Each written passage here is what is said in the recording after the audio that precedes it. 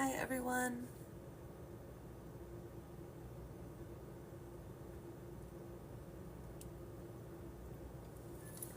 Welcome to my studio. I'm just getting started tonight. I'm gonna do something a little different. This is a new piece. I posted a photo of it earlier.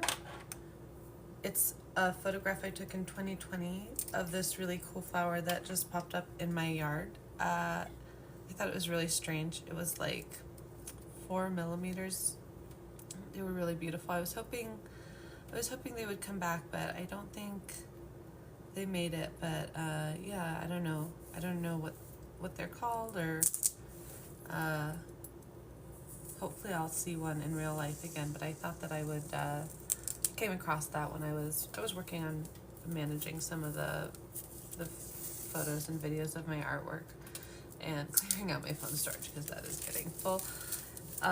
Anyways, these are these little palettes that I'm working with, these little tiny canvases. So I got a set. Oh, I like the texture. I was a little worried about that, but I like it. Yeah, so we'll see how it holds the paint. I think I'm optimistic though. So these are 4x4. Sometimes they're called, well, canvas boards. Yeah, anyways, I'm gonna use them to do a series of smaller paintings that I want to make available for you all, and make some prints for, or, I don't know, we'll see what happens. But the idea is, also to be working on some pieces that I'm not gonna spend as much time on, which doesn't mean they're not gonna be as cool. Sometimes you get like, I think it'll be good to loosen up a little bit.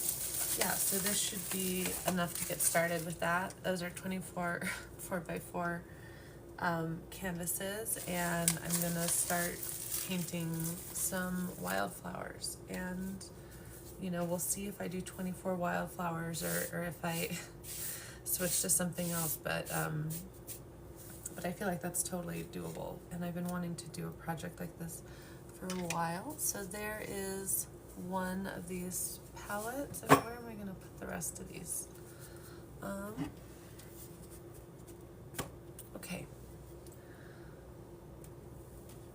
And here's my Giselle painting. So we're still working on that one. That's an example of a painting that takes forever. But I posted, just because I'm choosing to spend forever on it, I posted a video the other day of a painting I did. Sometimes some of my favorite paintings I've done in literally like a minute or two. So I'm gonna get into that mode a little bit more. Yeah. I'm gonna move this.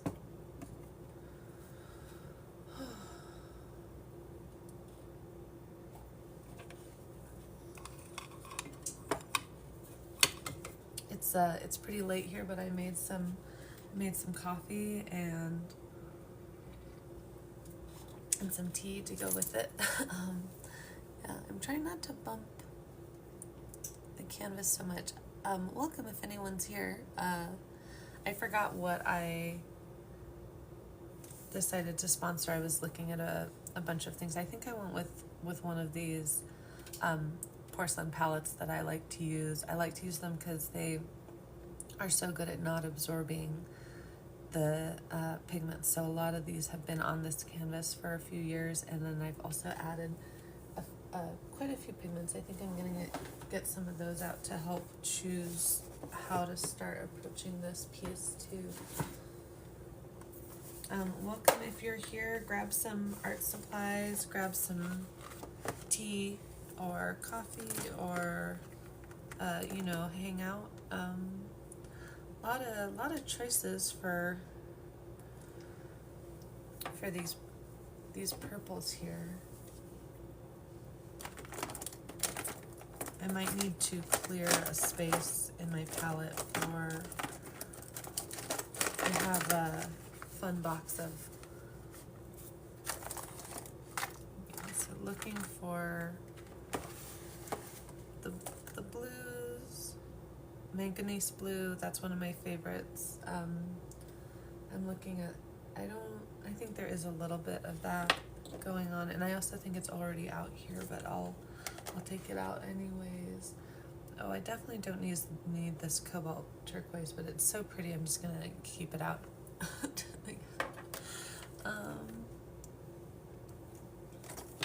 I'm gonna end up taking all of the paints out. That's okay.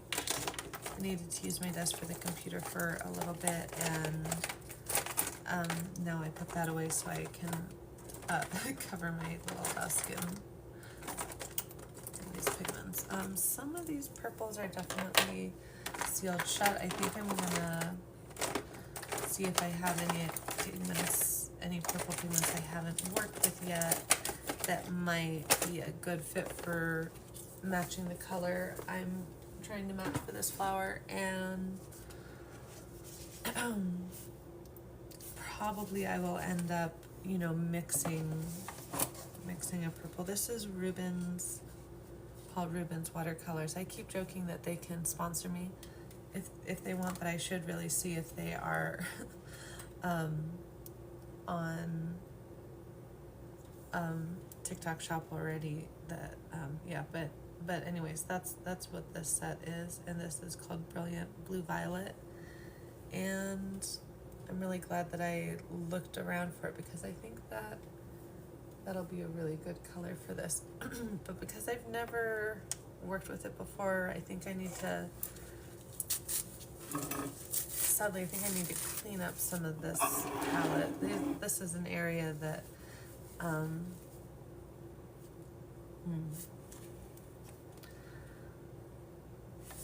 maybe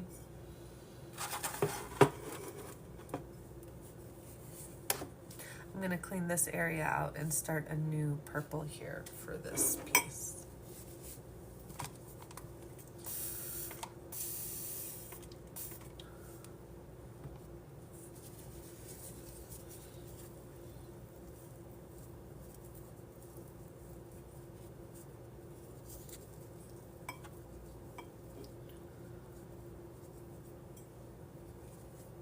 So there was not, I kind of lucked out that the area that there was very little pigment left that was very old was also purple. So, I mean, not that it matters, because like I said, these palettes are great because they hold the pigment really well without absorbing it. So it stays there forever to be reactivated, and then when you're ready to clean up that area and add some fresh paint, it's very easy. Even though I didn't have any time to let that soak, it just lifts right off, and then I have a clean space to work in.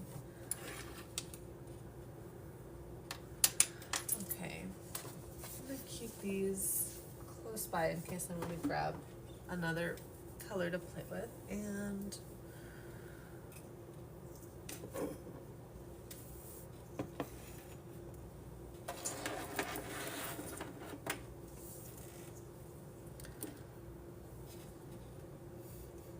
I think I want to see what happens if I mix this Brilliant Blue Violet with the Dioxazine Violet. And I want it to be really dilute to start with. I might just probably use this one color for most of this flower. I have my computer open, so I have a reference photo to work with, but it's not right in front of me, which will help me resist the urge to kind of spend all the time looking at the thing that I'm painting and not enough time looking at it and holding in my mind what I am trying to represent with the next. So it's just like an exercise of, it's a good exercise. I think I learned it when I was doing like still life stuff, and there's also this really fun method called blind contour, where I think, correct me if I'm wrong, you do a contour drawing, which just means that you don't lift up the marker or pen or paintbrush for the whole time, so it's just one continuous movement. And a blind contour drawing for painting is where you're not, you look at what you're gonna paint for a second, I think is how it works. I haven't done it for a really long time, but I think I remember that being the exercise, and it was really interesting. Okay, so I just sprayed some water in here and I'm gonna let them mix, which is a really beautiful process to watch, so I'll put that under the... Yeah, so I just put a dollop of the 2 violets, and now I'm kind of starting to see the color that I'm working with, and I think that that's good. I think that there's some blues too, but because it's watercolor, I'll just add some of those later. I already rehydrated those colors.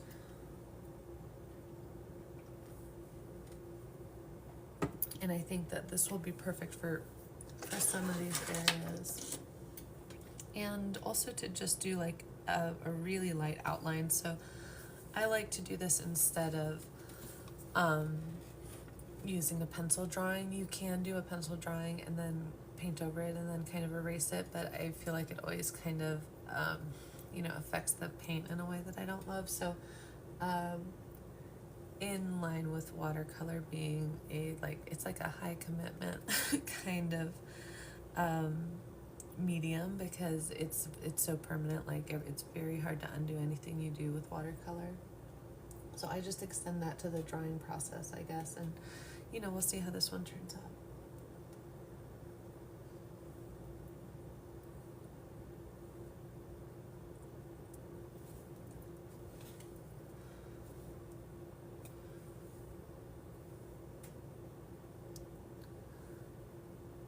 I'm going to try to do a whole painting for every for every live stream for these pieces, or something like that, because I think that's just a good time scale to work with, to try to have a commitment to do it under a certain amount of time as a good exercise, and kind of just what I am going for with this piece. And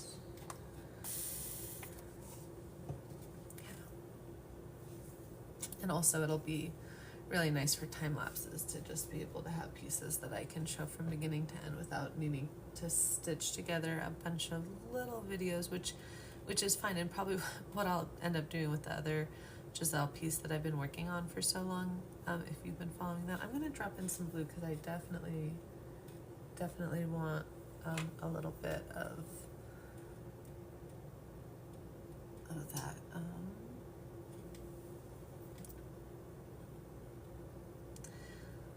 And then I'm gonna wipe my brush off and add more water because I don't want too much of that blue, and I want it to diffuse through that space I just wetted. And that goal of doing one painting per session it's probably going to be limited.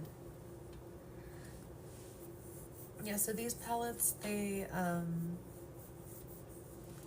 cotton paper wrapped around a board. They're supposed to not warp, we'll see. And then they have a gesso over them. Really nice texture. Really happy so far. I think yeah, we'll see. I'm not sure, you know, how the texture will look in the end, but it looks like there might be some of this speckledness coming through, which you know, there's always texture with paper, so we'll see how it looks. Yeah, see how it looks. And I'm gonna add some more of that purple back in, but still very light.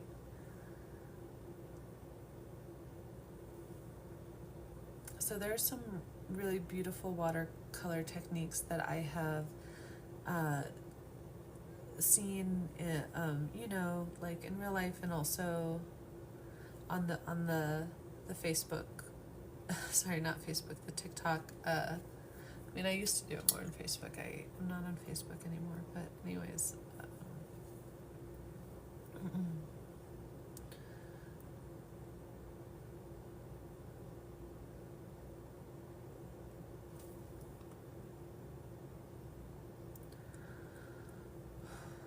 So there's a lot of techniques that are like you know, these really beautiful uses of these really beautiful shaped watercolor brushes. I forgot what, I saw someone talking about this one. I forgot what the name she called it was. I need to like look that up because I really don't know the names. I always just call these watercolor brushes, but these are round brushes. And like this is the one I had from my watercolor class, like in college, like a while ago. Like, yeah. But like I was just calling it a watercolor brush because to me that was like your standard. Sorry, that was way clinkier than I expected.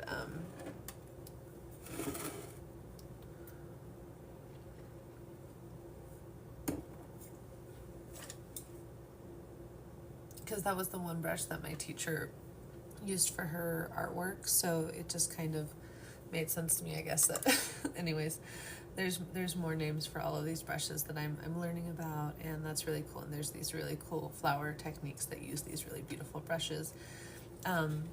And this is not so much that kind of method, although I would like to experiment with that more. This is more like, even though I'm using this very kind of abstract looking technique of the what on what with dropping the pigment into this space to create the image, I'm being very literal with like how I'm looking at what I'm trying to paint and the shapes that I'm seeing.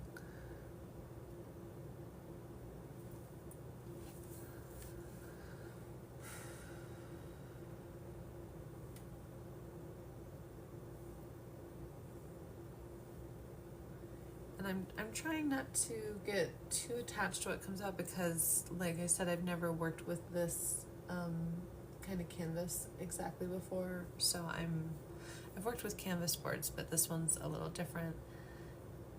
And they're all any new surface you kind of got to get used to. But yeah, we'll see how this works out. But I'm not sure how I'm gonna end up. You know, if I end up not loving these canvases and I have a bunch of them, that's fine, because I'll just use them to try to practice, and maybe I'll end up coming with some cool stuff I wouldn't have done if I was working on something that I was like really worried about messing up, because that's part of the thing with the Giselle painting is that the paper's really nice, and my grandma gave it to me, and it's well, once you cut off that layer, it's like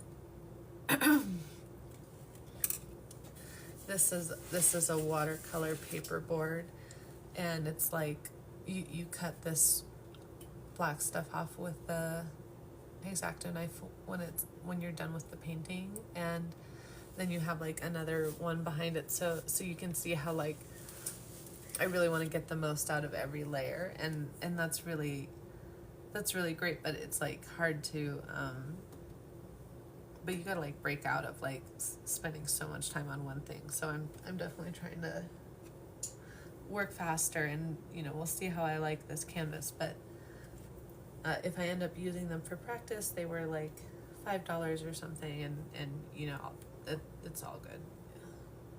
It'll be worth it for the exercise. But yeah, like I said, I'm trying not to get my hopes too high about what I'm gonna be able to do in like one night, like I had originally been thinking. Speaking of which, I think I'm about to burn my dinner again. Yeah. Be right back.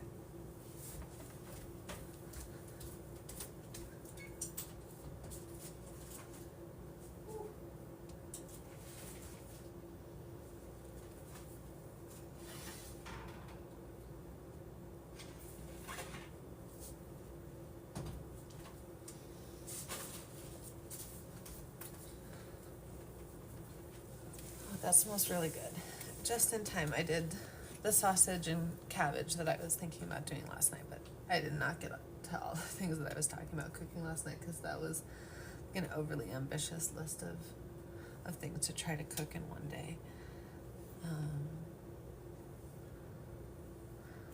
Yeah, I hope everyone had a healing and an honest Thanksgiving yesterday. it's a weird holiday.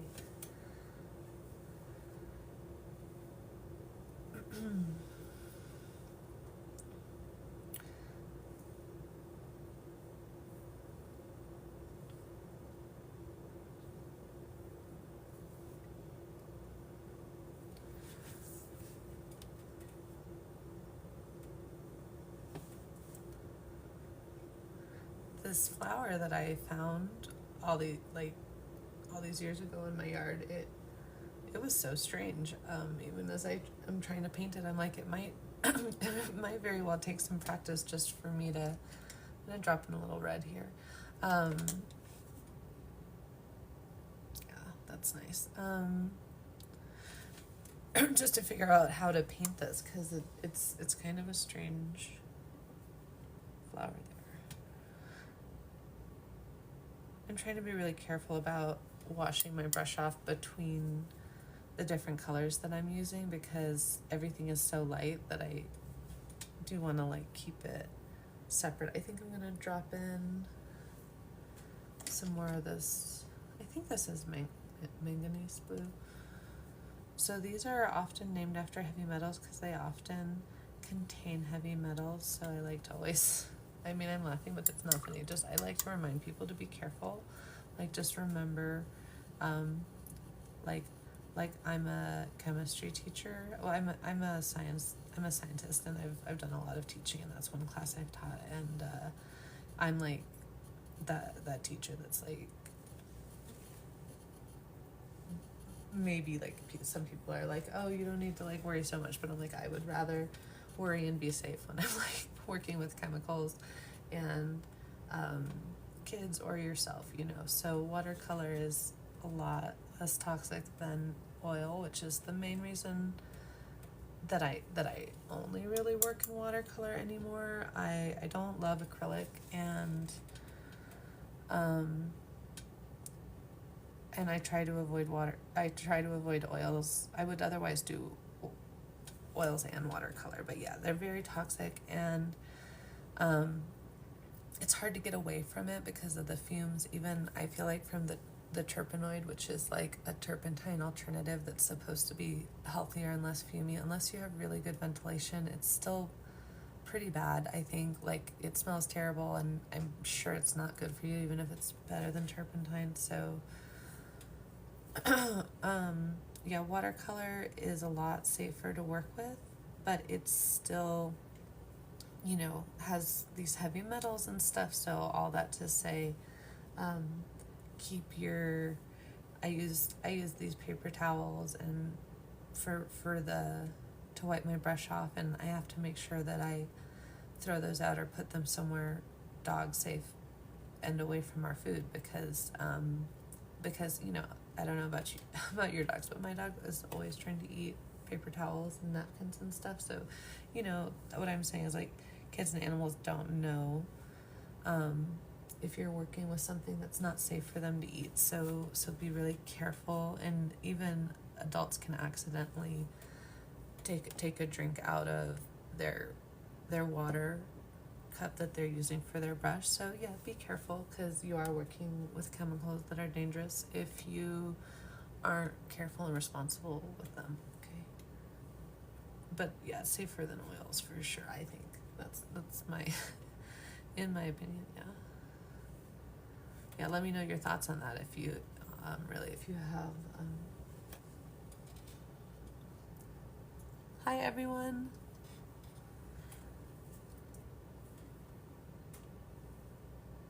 Yeah, we'll see how far I can get with this tonight. It looks like so far I'm just kind of outlining some basic shapes that I'm seeing, and I'll probably need to let it dry before I can do a lot more layers. But yeah, we'll see how much we can get done tonight. I'm gonna add some more of this. I'm not sure what the name of that red is. I'm gonna add some more of the red up here again, because it's really kind of a pinky violet at this area, and it's a darker color. So I also feel like well, one thing with watercolor is that where the highlighted areas are going to be, you want to be mindful of keeping them kind of carved out, because it's it's really hard or impossible to get that back. But if it, yeah, so it's easy to add more pigment with watercolor, but it's hard or impossible to remove it, which is very different from. I'm gonna add this other group of purples. Yeah.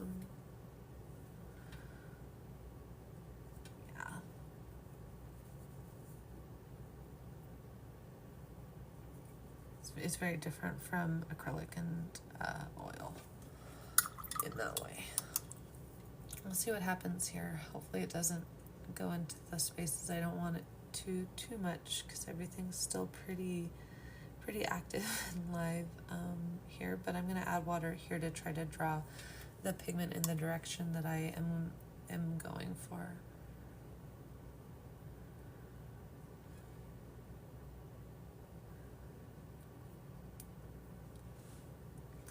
Yeah, maybe I should do 24 paintings of this one flower, because it's so interesting and challenging that, but that would be really interesting to try to like represent the same thing in a lot of different ways, I suppose, like that.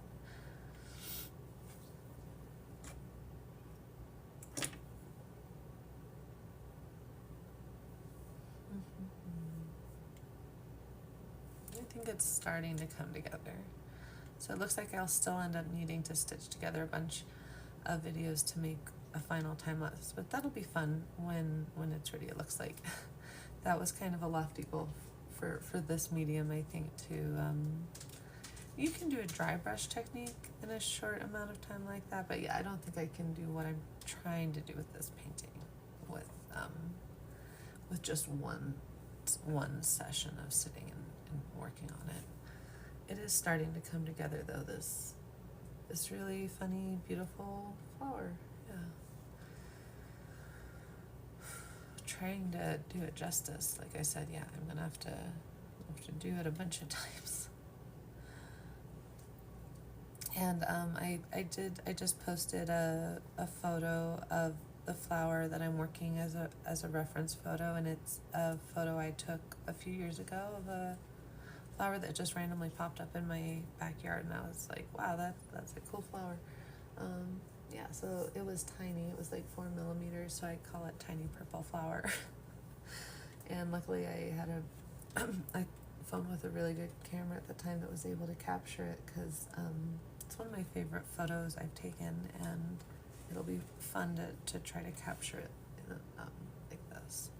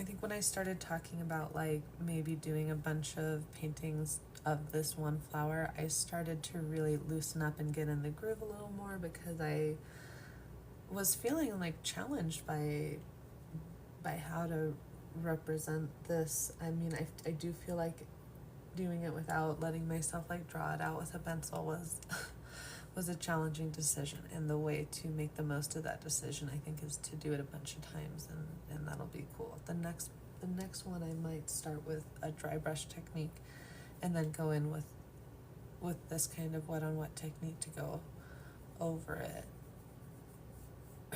I do feel like the areas I'm trying to work with are starting to bleed together, so I think I'm gonna about wrap it up for tonight. This is definitely a little bit more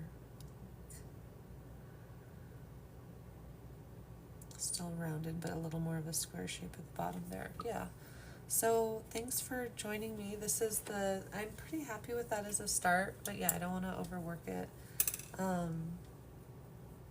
And I hope everyone has a restful rest of your weekend. Thank you for joining me.